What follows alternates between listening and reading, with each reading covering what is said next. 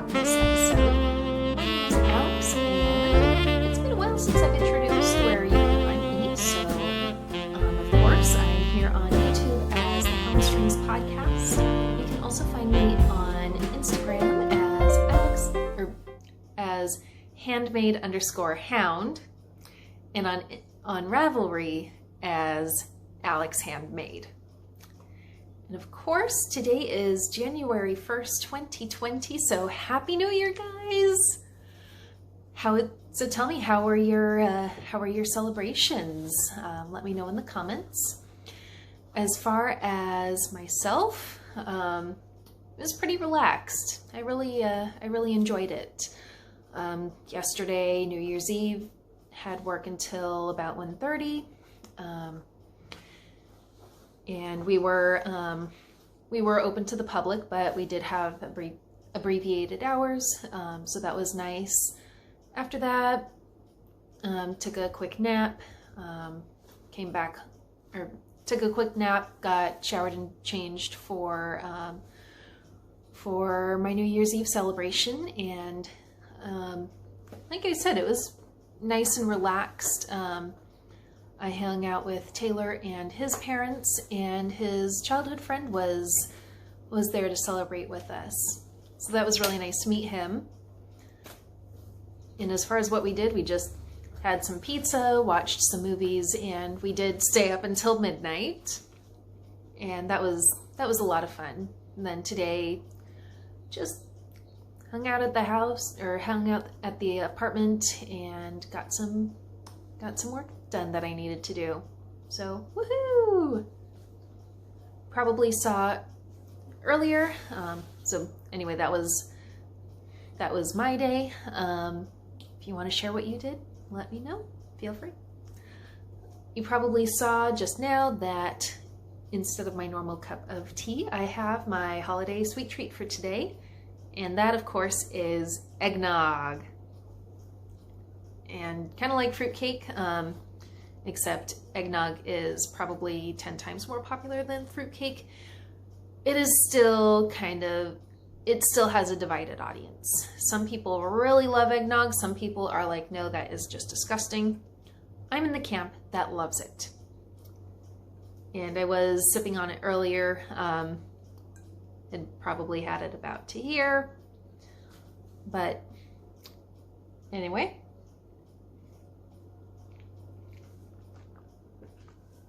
Got it looking at me in the face, so I'm looking at it while I'm holding it, so I just had to have a sip. And the reason I saved eggnog for New Year's was because it was traditionally used to toast in the New Year's. Eggnog has kind of an ancient history, and it's kind of foggy in some ways, but traditionally it's made, of course, with eggs, milk, sometimes a component of alcohol is used, and historically speaking, that is traditional, having some kind of boozy element, but also it had sugar and spices. And most of those ingredients, especially the further back into history you go, were pretty expensive. So that's why it was saved for things like Christmas and New Year's, the holiday season. In fact, a lot of things that we associate with the Christmas season are so because it was a special time. It's a special time of year. Again, depending on what time period in history you're looking at, some of the ingredients or some of those things we associate are very expensive. So people saved up for those luxuries. As far as the origin of the name eggnog, it comes from, of course, the eggs that are a primary ingredient. Are the primary ingredient, actually, in eggnog. And then the nog comes from the word noggin, which is a carved wooden cup or bowl that harder beverages were served in. And the full word is noggin, and incidentally, that's also the same origin for our slang word for our head. However, the connection between noggin and head are a little bit iffier, so I'd have to look that one up. I think it's probably because if you drink too much hard stuff from a noggin, you fall on your noggin. So tell me, guys, are you a fan of eggnog or not so much? Let me know. Let's see, what else? As far as crafting projects, I don't really have anything to share today. I did make a little bit of progress since you last saw the hat that I'm making for Taylor, but not a heck of a lot. Not really enough to show here. Let's see, what else did I do today? Oh yeah, I tried installing the zipper for my Christmas Kitties project bag on my little sewing machine. That did not go over well. I think that it just still needs, the machine itself just still needs tinkering, and also it would also help if I had a zipper foot as well. But I think what I'll do is I'll wait until the next time I go over to my parents' house. I'll ask my mom if I can dig out her sewing machine and just install the zipper, get that done and over with. But the sewing machine itself isn't too bad. Again, it just needs fidgeting with to figure it out. But anyway, so, oh yeah, something else that I don't think I mentioned yet is one of the things that I wanted to do this year was plant a container garden. Because one of my New Year's resolutions is to get more fruit, more veggies, to do a little bit more cooking. Because I do cook a little, but not a lot of cooking, if you get my drift. So one of the things that I wanted to do was to be able to grow things like spinach, which I love spinach. I love it in salads. I loved it cooked. And that's usually a pretty easy thing to grow. So planted that. I got them as seeds. So I don't really have anything to show other than pots with the little containers with soil in that. But as soon as they germinate, you bet you'll be able to see them as they grow. So I planted some spinach seeds. I also got a grow kit for strawberries and for basil. We'll see how the strawberries do. Basil and other herbs. I also did thyme, sage, and parsley. But basil and those others are usually pretty easy to grow. So let's see. So I have those. I also got a little grow kit for some roses. So we'll see how those do. Again, it's hard to say starting from seed, but I'll wait for Papageno to finish chiming. There we go. So we'll see how those do. Again, that was part of my New Year's resolution as far as cooking a little bit more. A good way to do that, of course, is to grow your own produce, or even just growing your own herbs to use in your recipes. But that kind of leads into, again, it's New Year's, so if you want to share some of your New Year's resolutions, feel free below. If you want to keep them to yourself, or if you don't have any, that's totally fine too. I get it. As far as some things that I want to start doing, is, again, I want to start that garden. Already one step there, planted the seeds. If not, I can always go to a garden center and get little seedlings already sprouted. But one of my other resolutions is just being a little bit more organized in my day-to-day planning, budgeting, things like that. Of course, to help, I got a new planner, $5 at Target, so pretty darn good. Ooh, hello. And what I really like about this one is it's a 3-ring binder style. And, little thing tore. I'll fix that later.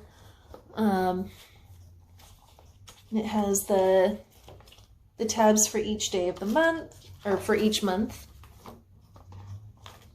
And what I really like about it is it's one of those planners that you can fill it in as you go. So you don't have to, so like, let's say, you forget to fill it in for a couple of months, that's not wasted paper. It can go into the next year and you can keep reusing that. That's something else that's on my New Year's resolutions, is to be a little bit more conscious about my consumer habits, as far as what I buy, what packaging I get, if it can be recycled, which some things are some materials are harder to recycle than others. See if there are things that I can reuse. So just little things, little baby steps are going to help with that. So yeah, I've got a planner, and I'm and what I also like about it is it has the month at a glance. It also has where you can do the whole week. It has spots for to-do or weekly goals. There's also the style of page where you can do notes, to-do list, or you can also do that as a shopping list, which is pretty nice. Don't forget notes. And it kind of had another planner in mind. Last year for Christmas, my mom got me the Blessed Is She planner. And Blessed Is She is a Catholic women's blog group. They have an Instagram page. But, whoops, a little piece to my pen fell off. But what I really enjoyed about this one is that they had holy days of obligation. They had feast days. They had when, for instance, let's see. They had spots where you could put things that you're grateful for, prayer intentions, all kinds of wonderful things. And I kind of wish I had asked for it for Christmas again, but since I'm at a point where I'm trying to save money, I thought at least this year I'll kind of do my own version. But if you if you are of the Catholic faith, or even if you're not, even if you're of a Christian of other faith, check them out. They're really cool, and they're very, very inspiring. So that's my little plug, since I didn't purchase their planner this year. I thought it would be a nice thing to do a little promo spot for them. And then the last thing that I wanted to share with you guys is, not only was today New Year's Day, but also today in the Catholic Church, as well as in other Christian faiths, today is the feast of Mary, Mother of God. So today, so this is a very important part of the Christmas season, because it is still technically the Christmas season, whether you like to acknowledge it or not. It's still here. That's why the Christmas tree is still up, even today. But anyway, that was, today is a very important day because it again marks the fact that Mary did say yes to God's will, and she became the mother of God, and she bore Jesus for us. And her faith in God is such a shining example throughout our Christian and Catholic heritage, that we do have a lot of days honoring her within the year. But this is one that is very important because it does set into place all the other events that are important, not only in the history of their time, but also within our faith as well. And so, of course, being the Mother of God, by that extension, we as Catholics refer to her as our Holy Mother, or Our Lady. So I just wanted to bring that up, because that is something that is very important to me, and important to a lot of other people out there as well. But that is all I have for today. Thank you again for joining me. And again, have a wonderful new year, the rest of your night. And here's to a wonderful 2020. Take care, guys. See you later.